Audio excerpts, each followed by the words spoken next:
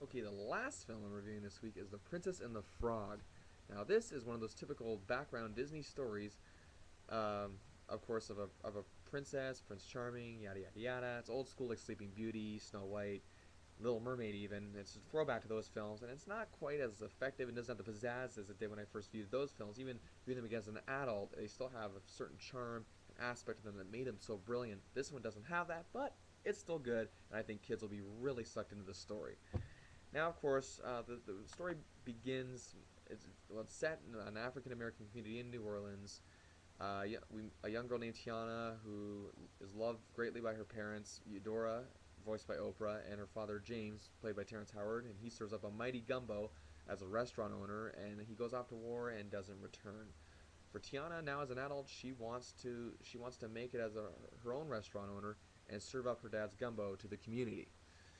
Now, this is really done in a very energetic way. The way the animation is done is old school, but it's effective still. They could have been really lazy with it, and it could have been just drawled, but it wasn't. It's very, very colorful.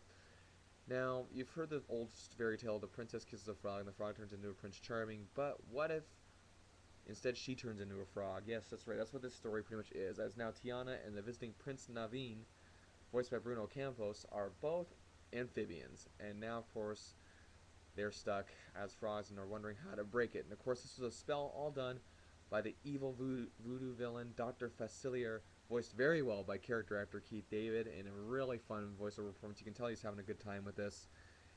He's a prototypical Disney movie villain, and he does a great job of it. Very memorable, if you ask me. We meet a lot of interesting characters, including a jazz playing alligator, a firefly who sort of like I guess you could say the voice of reason, so to speak. And now they have to try to find someone to break the spell of Facilier, and they set out on a journey with their friends, and you know the rest of the story pretty much. I don't even have to tell you.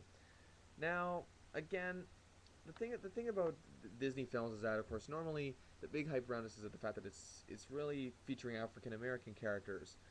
Now, I enjoyed it just as much. To me, I never stood out with the ethnicity of any Disney character ever really was. There's been many racial jokes about Disney, stuff like that. Whether they're true or not, I really don't know. And to be honest with you, I don't know if I actually want to.